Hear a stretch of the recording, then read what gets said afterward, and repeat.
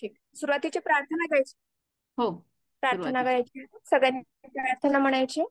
हो. अं, वसुदेव सुतन देवांचीच नाही. प्रार्थना घ्यायची ना ते सुरुवातीला. पाठीमागचं जे लर्न गीताचं हे आहे ना, ते काढू शकाल? योगेश अंबाली. नाही नाही नाही, तुमचं पाठीमागचं बॅकग्राऊंड काढू शकाल का? योगेश. बर बर बर. ठीक हा आहे. हा हा. तुम्हाला त्रास नको व्हायला.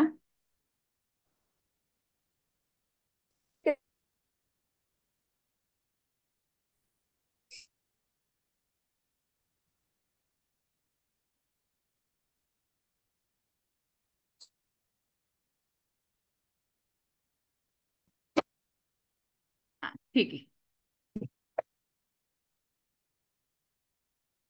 सुरुवात करायची. हो हो.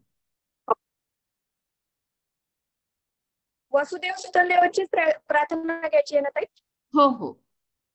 तुम्हाला जी वाटते ती घेऊ शकता, तसं काही प्रॉब्लेम. वसुदेव सुतन देव कंस चाणूरमर्दन देवकी परमानंद कृष्णो वंदे जगद्गुरुं श्रीकृष्णो वंदे जगद्गुरुं. श्रीकृष्ण. सुरुवात करूया. आज आपण अध्याय क्रमांक 14 त्यामधला श्लोक क्रमांक 8 आणि त्यानंतर ओवी क्रमांक 175 पासून सुरुवात करतोय. सर्वप्रथम श्लोक घेणार आहोत. अध्याय क्रमांक 14. तमस्त्वज्ञानजं विद्धि मोहनं सर्वदेहिनां प्रमादालस्य निद्राभिस्तन्निबध्नाति भारत. अर्थ. अज्ञानापासून झालेला तमोगुण सर्व जीवांच्या बुद्धीला मोह पाडणारा म्हणजेच अविवेकी करणारा आहे. तो प्रमाद म्हणजे विचार न करता कशाचेही धाडस करणे, आलस्य व झोप इत्यादी कर्मांनी हे अर्जुन जीवाला बद्ध करतो.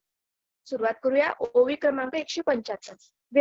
व्यवहाराचे ही डोळे मंद जेने पडले, मोह रात्रीचे काळे मेहुडे जे, अज्ञानाचे जियाले जया एका लागले, जेने विश्व भुलले नाचत असे, अविवेक महामंत्र जे मौढ्य मध्याचे पात्र, हे असो नेत्र जीवांसी जे, पार्थाते गातम रचुनी ऐसे वर्म, चौखुरी देहात्म मानिया ते, हे एक चिकीर शरीरी माझो लागे चराचरी, आणि तेथ दुसरी गोठी नाही, सर्वेंद्रिया जाड्य जाड्य मना माझे मौढ्य, माल्हाती दाढ्य आलस्याचे, अंगे अंग फोडांची कार्य जाती अनावडी, नुसती परवडी जांभयांची, उघडियाचे तिथी देणे नाही किरटी, नाळ विंदाची उठी ओम म्हणोनी,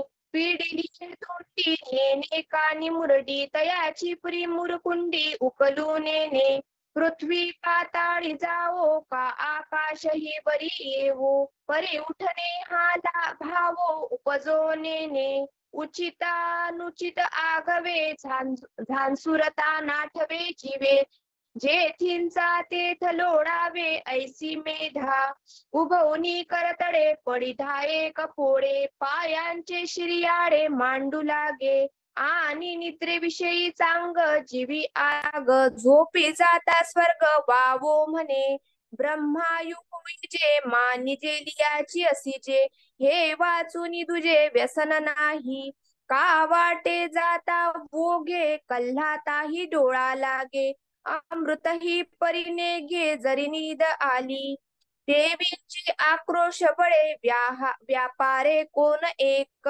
वेळे, निघाले तरी आंधळे रोषे जैसे, केदवा कैसे रहाटावे कोणेसी काय बोलावे, हे ठाकते की नागवे हेही नेने, वनवामिया आघवा पाखे पुसोनी घेवया, पतंग या हावा घाली जेवी, तैसे वळखे साहसा अकर्णीची धीमसा किंबहुना ऐसा प्रमादुरुचे एव निद्रालस्य प्रमादी तमय्या त्रिपंदी बांधे निरुपाधी चोखटाते जैसा वन्नी काष्टी भरे तै दिसे काष्टाकारे व्योम घटे आवरे तै घटाकाश ना सरोवर भरले ते चंद्रत्व तेथ बिंबले तैसे गुणपाशी बांधले आत्मत्व गमे. अर्थ ओवी क्रमांक 175 ते 176. तमोगुण हा व्यवहाराच्या ज्ञानालाही पडड रोगाप्रमाणे झाकणारा आहे व जो मोहरूपी अविवेक अज्ञानाचा काळा ढग आहे. अज्ञानापासून झालेला हा तमोगुण ज्या एका जीवाला लागला त्याच्या योगाने जीव आपल्या स्वरूपाला विसरून विषयाला मोहित झाला. अविवेक हा त्याचा मुख्य मंत्र असून तमोगुण हे मूर्खपणा रूपी सुरापानाचे भांडेच होय. हे असो, हा तमोगुण म्हणजे जीवाला पूर्णपणे मोहून टाकणारे अस्त्रच आहे. अर्जुना, असा हा तमोगुण या लक्षणाने प्रकट होऊन देह म्हणजेच आत्मा असे मानणाऱ्याला चहूबाजूंनी आवळतो. हा एकच तमोगुण सर्व स्थावर जंगम शरीरामध्ये वाढला असता मग तेथे त्यांच्या लक्षणाशिवाय दुसरी गोष्टच राहत नाही. सर्व इंद्रिये जड होतात, मन अत्यंत अविवेकी होते व तो सर्वस्वी आळसाच्या स्वाधीन होतो. अंगाला आळेपिळे देतो, काहीच करावेच वाटत जांभया देत राहतो. अर्जुना, डोळे उघडेच असून पाहत नाही, हाक न मारताही होकार देऊन नुसत्या जांभया देत राहतो. हाक न मारताही होकार देऊन जसा कानवडा नाही त्याप्रमाणे घातलेली कुंडी तो मोडत नाही. जमीन पाताळात जावो किंवा वरील आकाश तुटून पडो तरी झोपेतून उठावे असे त्याच्या मनातच येत नाही. आळसाने स्वस्थ पडला असता योग्य काही पाहत नाही. जेथे असतो तेथेच त्याला पडावेसे वाटते. दोन्ही हातांचे तळवे वर करून गालाला धरतो व डोक्याला पायाचे आळे करतो, म्हणजेच डोके दोन्ही गुडघ्यात घालतो आणि झोपेच्या ठिकाणी अत्यंत आसक्ती असते. झोपेपुढे त्याला स्वर्गही तुच्छ वाटतो. ब्रह्मदेवाचे आयुष्य मिळावे व निजूनच राहावे याशिवाय दुसरा नादच नाही. रस्त्याने जात असता तमोगुणाच्या ओघात अंग कलंडून पडले तरी डोळा लागलेलाच राहतो. निद्रा आली असता अमृत प्राप्त झाले तरी घ्यावेसे वाटत नाही. आंधळा मनुष्य रागाच्या द्वेषात जायला निघाला असता ज्याप्रमाणे तो कोठेही जातो, नियम नाही, त्याप्रमाणे दुसऱ्याच्या आरडाओरडीने झोपेतून उठविलेला तमोगुणी पुरुषही एखादे वेळी कामाला प्रवृत्त झाला तरी तो काय करेल याचा नियमच नसतो. केव्हा कसे वागावे, कोणाशी कसे बोलावे, तसेच हे प्राप्त होणार आहे किंवा नागविणार आहे हे त्याला कळेनासे होते. संपूर्ण वनवा पंखांनी पुसून घ्यावा ह्या अविचाराने जसा पतंग त्यात शिरतो व प्राणाला मुक्तो, त्याप्रमाणे साहसी कर्माचे तो धाडस करतो. करू नये असे कर्म करण्यातच धैर्य दाखवतो. फार काय सांगावे असे तो प्रमादच करीत असतो. याप्रमाणे निद्रा, आळस, प्रमाद या तिन्ही प्रकारांनी मुळात निरुपाधिक असलेल्या जीवात्म्याला तमोगुण बाधत असतो. त्याप्रमाणे लाकडात अग्नी प्रकट झाला असता तो लाकडा एवढा दिसतो, घटात भरलेला आकाश घटा एवढे दिसते किंवा भरलेल्या सरोवरात चंद्र प्रतिबिंबित होतो, त्याप्रमाणे आत्मा गुणांनी बांधल्यासारखा दिसतो. श्लोक क्रमांक 9 आणि 10. सत्वं गुणे सुखे संजयति रजः कर्मणि भारत ज्ञानमावृत्य तु तमः प्रमादे संजयत्युत रजस्तमश्चाभिभूय सत्वं भवति भारत रजः सत्वं तमश्चैव तमः सत्वं रजस्तथा.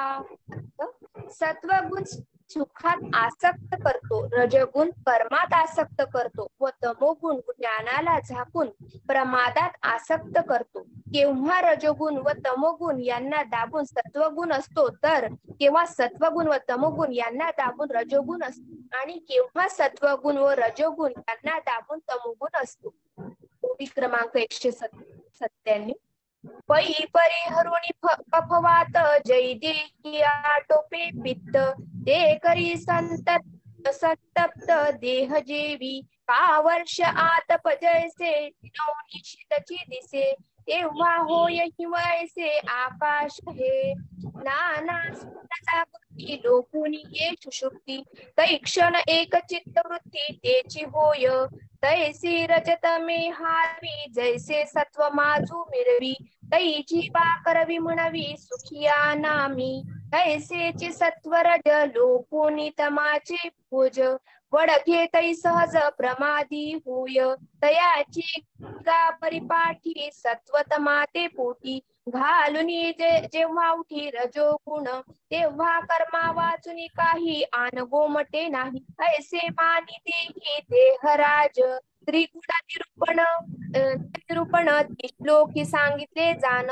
आता सत्वादी वृत्ती लक्षण सादर परियेसा अर्थ कफवाताला दाबून पित्त वाढले असता ज्याप्रमाणे ते सर्वांगाचा दाह किंवा जेव्हा ग्रीष्म काळ व वर्षाकाळ यांना जिंकून शीतकाळ येतो तेव्हा सर्व आकाश शीतमयच होते किंवा जागृती स्वप्न जाऊन सुषुप्ती अवस्था आली असता चित्त असे तितका वेळ त्याच अवस्थेच्या रूपाचे होते त्याचप्रमाणे रजतम गुण क्षीण होऊन जेव्हा सत्वगुण वाढतो तेव्हा तो जीवाकडून मी एक सुखी असा अभिमान घेवितो त्याचप्रमाणे सत्व व रज हे गुण क्षीण होऊन तमोगुण फोफावला असता सहजच मनुष्य प्राणी प्रमाद करू लागतो या रीतीने सत्व तम हे दोन गुण पोटात घालून जेव्हा रजोगुण वाढतो तेव्हा या देहामध्ये असलेल्या जीवाला कर्म करण्या वाचून दुसरे काही बरे वाटत नाही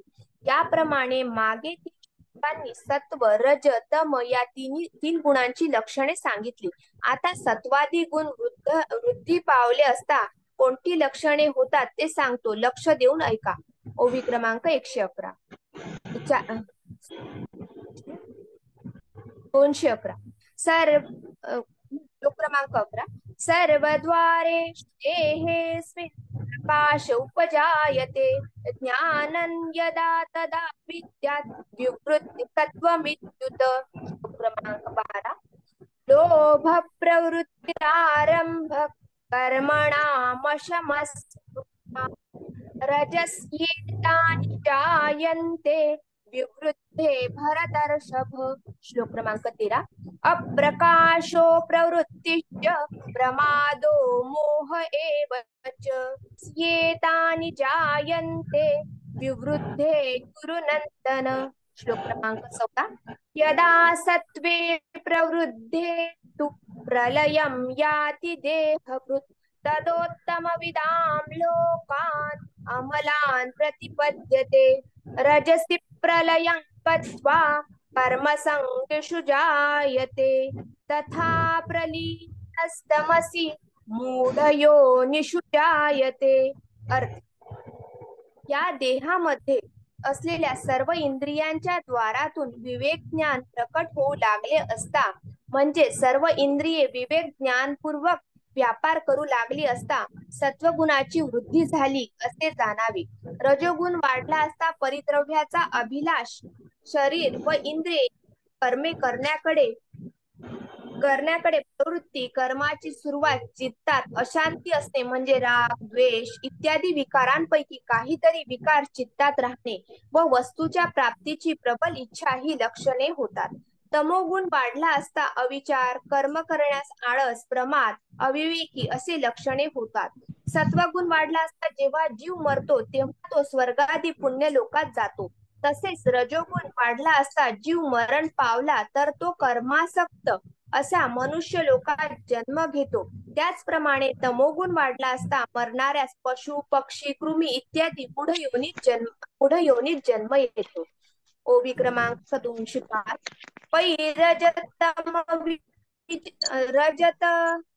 रजतम विजय बघा तेही ये वाढता चिन्हे ऐसी होती जे प्रज्ञा आतुली कडे न समाधी बाहेरी ओसंडे वसंती पद्मखंडे धृती जैसी सर्वेंद्रियांच्या अंगणी विवेक करी राबणी सासची करचरणी होती डोळे, राजहंसा पुढे चांदूचे आंगरडे, तो हिजे पगडे क्षीरनिराचे, केवी दोषा दोष विवेकी, इंद्रियेची होती पारखी, नियम बारे पायकी बोडगे तई, नाईकने ते कानठी वाडी, न पाहणे ते दिठीची गाडी, अवाच्य ते टाळी जिभती गा, वाती पुढे काय झालं?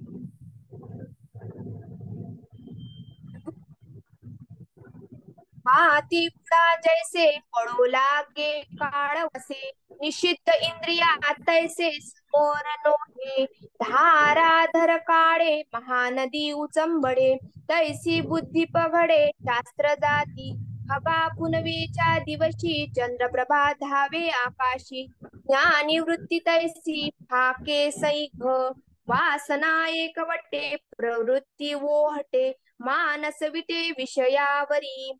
अर्थ, अर्जुना रज तम या गुणांनी जिंकून सत्वगुण वाढला असता देहाच्या ठिकाणी अशी चिन्हे दिसतात. ज्याप्रमाणे वसंत ऋतूत कमल फुलातील सुगंध आत न सामावल्यामुळे बाहेर फाकतो, त्याप्रमाणे जीवाच्या बुद्धीतील सात्विक ज्ञान आत न सामावल्यामुळे इंद्रियांच्या द्वारा बाहेरही फाकते. सर्व ज्ञानेंद्रियाच्या ठिकाणी विवेक राहाटी करतो, म्हणजे सर्व ज्ञानेंद्रियांचा व्यापार विवेकपूर्ण होतो. खरोखर हात पाय यांच्या ठिकाणी देखील डोळे येतात, म्हणजे कर्मेंद्रियांचे व्यापारही विवेकाने होतात. ज्याप्रमाणे राजहंसापुढे दूध व पाणी यांचे मिश्रण आले असता जसे त्याच्या चोचीच्या योगाने दूध व पाणी अलग होते, त्याप्रमाणे हे दोषावह की निर्दोष हे इंद्रियांना आपोआप कळू लागते. यम नियम हे सात्विक पुरुषाची सेवकाप्रमाणे सेवा करू लागतात. जे ऐकू नये ते कानच आपण ऐकायचे टाळतात, पाहू नये ती दृष्टीच आपण पाहत नाही, जे बोलू नये ते जीभच बोलण्याचे टाकून देते. उजळलेल्या दिव्यापुढे ज्याप्रमाणे अंधार राहत नाही, त्याप्रमाणे इंद्रियांकडून निषिद्धाचरण होतच नाही. ज्याप्रमाणे पावसाळ्यात महानदी पुरामुळे उचंबळून येते, त्याप्रमाणे सत्वगुण वाढला असता बुद्धीला सर्व शस्त्रांचे ज्ञान होते.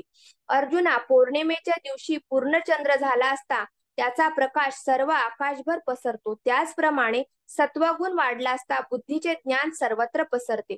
नाना विषयांच्या ठिकाणी फाकलेली वासना एका परब्रह्म प्राप्तीच्या ठिकाणी एकवटते, म्हणजे विषय प्राप्तीची वासना नाहीशी होऊन एक परमेश्वर प्राप्तीचीच वासना राहते. विषय सुख प्राप्तीचा प्रत्यक्ष प्रयत्न क्षीण होतो व मनाला विषय भोगांचा कंटाळा वाटतो. ओवी क्रमांक 115. एव सत्व वाढे तै हे चिन्हे पुढे, आणि निधनही घडे तेव्हाची जरी, का पाहले सुयाने जालया परगुणे, पडियंते पाहुणे सरगोणी ये, तै जैसेची घरची संपत्ती आणि तैसेची औदार्य धैर्य वृत्ती, या परत्रा आणि कीर्ती कानो हावे, मग गोमटे या तया जावडी असे धनंजया, ते विसत्वे जाणे देहा के आथी गा, जे स्वगुणी उद्भट घेऊनी सत्व चोखट, निगे सांडुनी कोपट भोगक्षम हे, अवचटे ऐसा जो जाये तो सत्वाचा चिनवा होये, किंबहुना जन्मला हे ज्ञानिया माझी, सांग पा धनुर्धरा रावो रायपणे डोंगरा, गेलिया पुरा होय काही, ना तरी येथींचा दिवा नेलिया सेजिया गावा, तो तेथे तरी पांडवा दीपची होय दीपची की, तैसी ते सत्वशुद्धी आगडी ज्ञानेसी वृद्धी, तरंगावो लागे बुद्धी विवेकावरी, पै महदादी परिपाटी विचारुनी शेवटी, विचारा सकट पोटी जिरोनी जाय, 36 37 24 25 तिन्ही नुरुणी स्वभावे चतुर्थ जे, ऐसे सर्व जे सर्वोत्तम झाले असे जया सुगम, तया सवे निरुपम लाहे देह.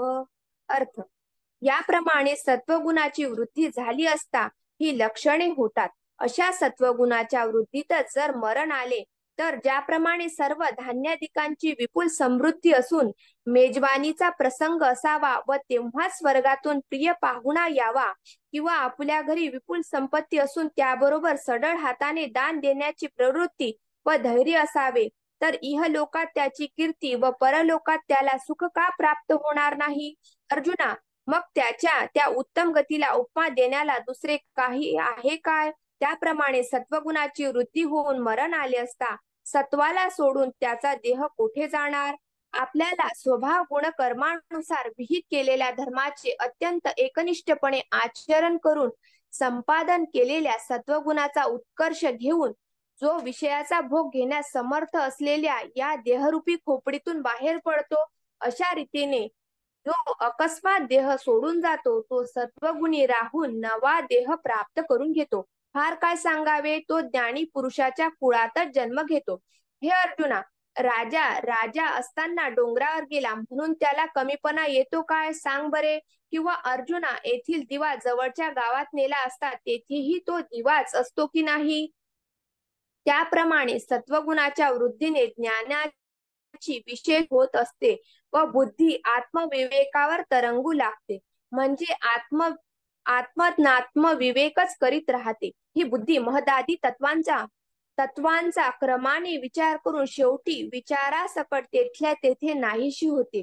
36 किंवा 37 अथवा 24 किंवा 25 अशी निरनिराळ्या शास्त्रकारांनी मानलेली तत्वे व 3 देह हे सर्व नाहीसे होऊन चौथा जो महाकारण देह किंवा तुर्यावस्था तीच एक उरते. महाकारण रूप किंवा तुर्यावस्था रूप असे जे सर्वोत्तम ब्रह्म ते त्याला सुलभ प्राप्त होऊन त्याप्रमाणेच अनुपम अशा देहाचीही प्राप्ती होते. गोपाळ कृष्ण भगवान की जय. ताई झाल्या 50 ओळी. खूप छान ताई, खूप सुंदर वाचलं तुम्ही. पसायदान घेताल? हो. आता विश्वात्मके देवे येणे वाग्यज्ञे तोषावे, तोषोणी मज द्यावे पसाय दान हे. जे खळांची व्यंकटी सांडो तया सत्कर्मी रती वाढो, भूता परस्परे पडो मैत्र जीवांचे, दुरितांचे तिमिर जाहो विश्व स्वधर्म सूर्ये पाहो. जो जे वांचिल तो ते लाहो प्राणी जात वर्षत सकळ मंडळी, ईश्वर निष्ठांची मांदियाळी अनवरत भूमंडळी भेटतू भूता. चला कल्पतरूंचे आरव चेतना चिंतामणीचे गाव, बोलते जे अर्णव पियुषांचे चंद्रमे जे अलांछन, मार्तंड जे तापहीन ते सदाही सर्वदा सज्जन. सोय रे हो तू किंबहुना सर्व सुखी, पूर्ण हो नीती लोकी. भजिजो आदि पुरुखी अखंडित आणिक ग्रंथ उपजीविये, विशेषी लोकीये दृष्टा दृष्ट विजये होवा वेजी. एथ म्हणे श्री विश्वेश्वराहो, हा होईल दान पसाओ. येणे वरे ज्ञान देओ सुख्या झाला, येणे वरे ज्ञान देओ सुख्या झाला, येणे वरे ज्ञान देओ सुख्या झाला. छान ताई, सुंदर. विद्याताई बोलताल थोडस? स्वातीताई, विद्याताई, आजचं कोणी सांगू शकता?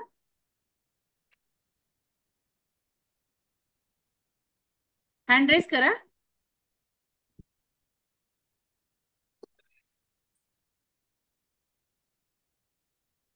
जयश्रीताई, तुम्हीच बोलता?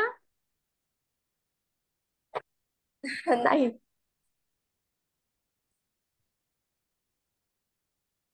विद्याताई? ठीक आहे, विद्याताई आलेले आहेत. रेडी राहा तोपर्यंत मी वाचते थोडस. कालचं आपण अर्धवट राहिलं होतं ते थोडस पुढचं घेते आणि आजचं आपण कम्प्लीट करूया थोडंफार. हो. काल आपण बघितलं होतं, भगवान अर्जुनाला सांगत आहेत की काय काय होतं आणि काय काय नाही ते बघूयात. भगवान म्हणतात, अर्जुना, ज्या ज्ञानाचा आश्रय करून बंधापासून सुटून मुनी परमसिद्धीला प्राप्त झाले, ते ज्ञान तुला सांगतो, ऐक. जीव मुळात परब्रह्म स्वरूप असून परब्रह्माचे सच्चिदानंदादी धर्म त्याचे ठिकाणी कायमच असतात. पण ते आपले धर्म विसरून त्याहून विपरीत धर्म त्याने आपले ठिकाणी मानून घेतले आहेत. म्हणून जीवाला आत्मज्ञान म्हणजे माझ्या ठिकाणी आत्मधर्मच आहे याची जाणीव करून घ्यावी लागते. म्हणजे आपणच आहोत सगळं, आपल्याच ठिकाणी काय आहे, आत्मज्ञान आहे किंवा आत्मधर्म आपणच आहोत याची आपल्याला जाणीव करून घ्यावी लागते की आपण फक्त मोहामध्ये अडकलेलो आहोत पूर्णपणे. परब्रह्माच्या धर्माची विस्मृती म्हणजे परब्रह्माची विस्मृती होय. या विस्मृतीलाच अज्ञान किंवा अविद्या असेही म्हणतात. अविद्या ब्रह्मसत्तेवरच भासत असते, हिला स्वतंत्र अस्तित्व नाही. माझी विस्मृती झाली असता ही जागी होते व माझ्या सत्तेच्या आश्रयाने ही गरोदर होते व सर्व जग प्रसवते. परब्रह्माच्या सत्तेवर अविद्या भासते, म्हणून परब्रह्म हा जगताचा पिता असून अविद्येपासून सर्व ब्रह्मांड उत्पन्न झाले असल्यामुळे ती ब्रह्मांडाची माता होय. तसेच अर्जुना, आता निरनिराळी पुष्कळशी शरीरे पाहून तू चित्तात त्यांचा भेद मानू नकोस, कारण खऱ्या अन्वय दृष्टीने पाहता मन, बुद्धी, महाभूते इत्यादी सर्व एक परब्रह्म वस्तूच झाली आहे. म्हणजे आपण जरी म्हणलो की हे वेगळं आहे, ते वेगळं आहे, हे शरीर वेगळं आहे, पण ते सगळं काय आहे, ते एकच आहे आणि ते काय आहे, तर परब्रह्म आहे म्हणून सांगितलं. आता त्याचं एक उदाहरण असं सांगितलं, ज्याप्रमाणे घट हा मातीचा लेख समजला जातो किंवा वस्त्र, आपण जे वस्त्र घालतो तो कापसाचे नातवंड समजले जाते, तसाच हा संबंध आहे. म्हणजे वेगवेगळे जरी अवयव असले तरी ते सगळं एकच आहे असं सांगायचंय. किंवा ज्याप्रमाणे एकामागून एक उठणारे तरंग समुद्राचीच संतती समजली जाते. म्हणजे आता एका मागून एक लाटा जेव्हा येतात त्या सगळ्या लाटा काय असतात, समुद्राचाच अंश आहे. मग समुद्राचा अंश आहे म्हणजे त्याची संतती आहे असं समजल्या जातं. तसा आमचा आणि चराचराचा संबंध आहे. चराचराचा म्हणजे पूर्ण विश्वाचा आपला आणि विश्वाचा म्हणजे आपण एक विश्वाचा भागच आहोत असा संबंध आहे.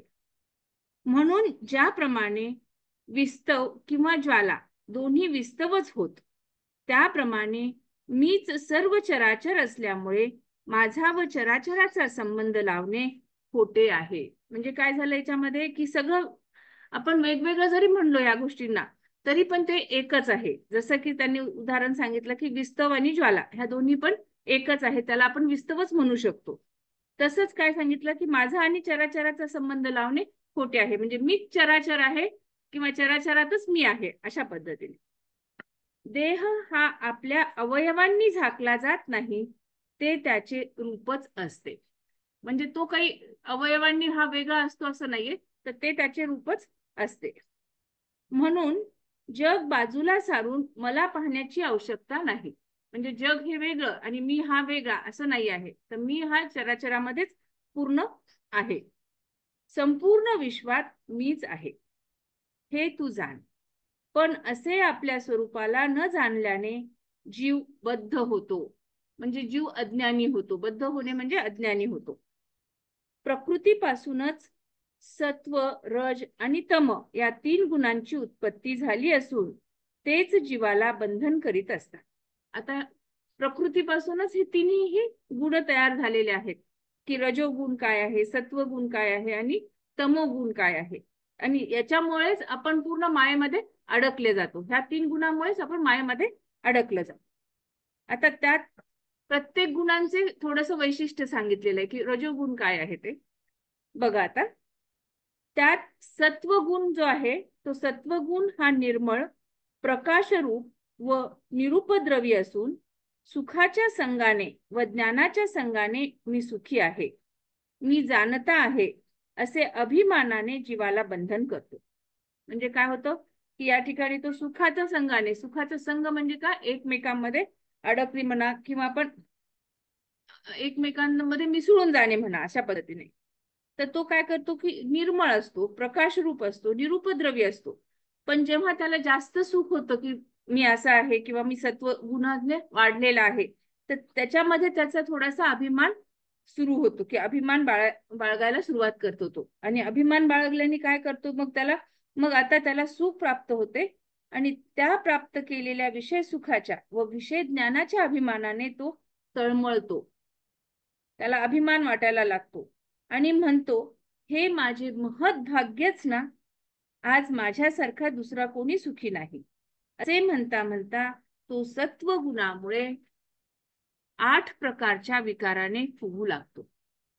म्हणजे आता त्याला काय झालं की सत्वगुण आहे त्याच्यामध्ये, पण त्याला अभिमान व्हायला लागला, आणि अभिमान झाल्यामुळे काय होतं की त्या तो थोड्याशा विकारांकडे वळायला लागतो. आता विकार कोणते तिथं, तर प्रशंसा, अभिमान, अहंकार वाढायला लागतो. अशा प्रकारच्या वेगवेगळ्या विकारांकडे तो जायला लागतो. आता परत पुढचं म्हणजे हा सत्वगुण हा जीवाला सुख व ज्ञान यांच्या अभिमानाच्या दोरीने बांधून नंदी बैलाप्रमाणे करून ठेवतो. म्हणजेच तो जीव आता रजोगुणाने बांधला जातो. म्हणजे आता तो सत्वगुणाकडून रजोगुणाकडे वळायला सुरुवात करतो. आता रजोगुण नेमकं काय आहे ते बघूया.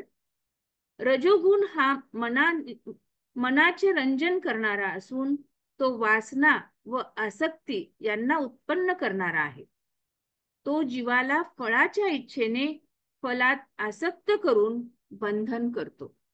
म्हणजे आता इथे काय होतं की वासना निर्माण होती. म्हणजे वासना निर्माण झाली की ती वासना आपण पूर्ण करण्याचा प्रयत्न करतो. मग ती पूर्ण कशी करायची, तर ते फळ आपल्याला हवं असतं, जे काय आहे ते आपण पूर्ण करायचा प्रयत्न करतो. त्याच्यासाठी तसे प्रयत्न करायला सुरुवात करतो. आणि मग मन आपलं आसक्त होतं की नाही, ती मला गोष्ट मिळालीच पाहिजे म्हणून, अशा पद्धतीने. आता तमोगुण बघूया. तमोगुण हा सर्व जीवांना मोह पाडणारा असून अविवेक वृत्ती, आळस, प्रमाद म्हणजे काय म्हणू आपण, विचार न करता कशाचेही धाडस करणे, कुठलाही विचार न करता कुठलीही गोष्ट करून मोकळं होणे, याला आपण प्रमाद असं म्हणायचं. झोप इत्यादी कर्माने जीवाला बद्ध करतो. म्हणजे एवढ्या सगळ्या गोष्टींचा पगडा हा आपल्या जेव्हा तमोगुण वाढतो तेव्हा ह्या सगळ्या गोष्टींचा पगडा आपल्या जीवावर सुरू होतो. आता त्यांचा संयोग होतो. समजा हे जे 3 गुण आहेत त्यांचा पण संयोग होतो. संयोग होतो म्हणजे काय की 2 गुण एका वेळेस वाढलेले असतील तर काय होतं, अशा पद्धतीने. रज व तम या गुणांचा आविर्भाव होऊन सत्वगुण उदय पावतो व ज्ञानाचा प्रकाश सभोवताली पडतो. सत्व, आता काय होतं की रज आणि तम ह्या जर 2 गुणांचा जास्त आविर्भाव झाला तर त्यामध्ये काय होतं, तर सत्वगुण वाढल्या जातं, आणि त्या सत्वगुण वाढल्यामुळे ज्ञानाचा प्रकाश सभोवताली पडतो, असं सांगितलेलं. आता दुसरे 2 बघितले तर सत्व आणि तम यांचा आविर्भाव होऊन रजोगुणाची वृद्धी होते व लोभ व कर्माची प्रवृत्ती वाढते.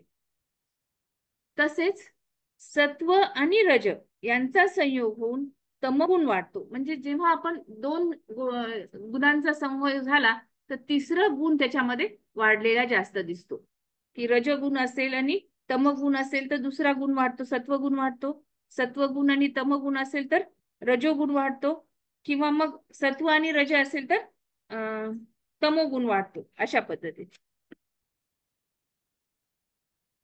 आता सत्व व रज यांचा संयोग होऊन तमोगुण वाढतो, आणि तमोगुणाचे लक्षण जसे की अविवेक, प्रमाद, मोह ही लक्षणे वाढतात. सत्वगुण वाढला असताना जेव्हा जीव मरतो तेव्हा तो स्वर्गादी पुण्यलोकात जातो. बघा, आता सत्वगुण जर वाढलेला असेल मरताना, म्हणून आपण म्हणतो नामस्मरण घेतलं पाहिजे, आपण देवाचं केलं पाहिजे, याच्यासाठीच सांगतो की सत्वगुण हा वाढायला हवा. आणि सत्वगुण जेव्हा वाढतो तेव्हा आपण काय जातो, पुण्य लोकामध्ये, स्वर्गामध्ये आपण जातो.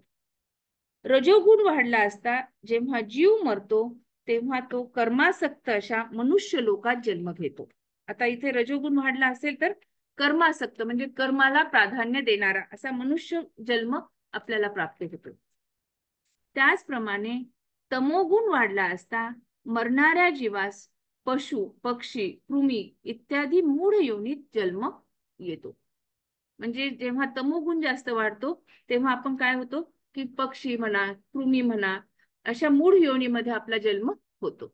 म्हणजे आपल्याला आता कुठला गुण वाढवायचा आहे हे आपण करू शकतो, कटाक्षाने बघू शकतो की आपल्याला कुठल्या गुणांचा जास्त स्वीकार करायचा आहे, कारण आपल्याकडे बुद्धी आहे आणि त्या प्रकारे आपल्याला अधिपत्य कुठल्या गुणांचा हवा आहे हे बघायचं आहे. आता हे पुढच्या 50 ओव्यांमध्ये आपल्याला बघायचं आहे.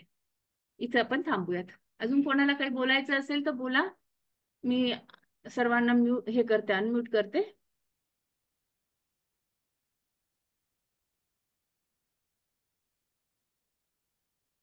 कोणी बोलू इच्छित आहे? अनम्यूट केलेले हँड रेज करा, नाही तर मग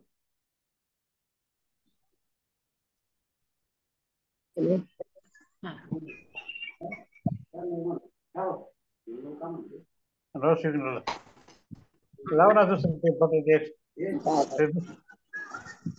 कोणी बोलते? हा बोला ताई, ज्योतिताई बोला.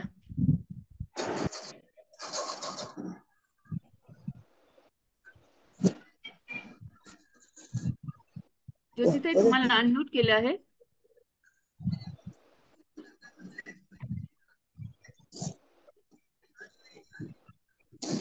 रिक्वेस्ट पण पाठवली आहे, तुम्ही स्वतःहून अनम्यूट होऊ शकता. ज्योतिताई एकच मिनिट राहिलं आता. ओके. एकच मिनिट राहिला मॅडम. हो हो हो, कोणाला बोलायचं असेल तर म्हणूनच म्हणलं.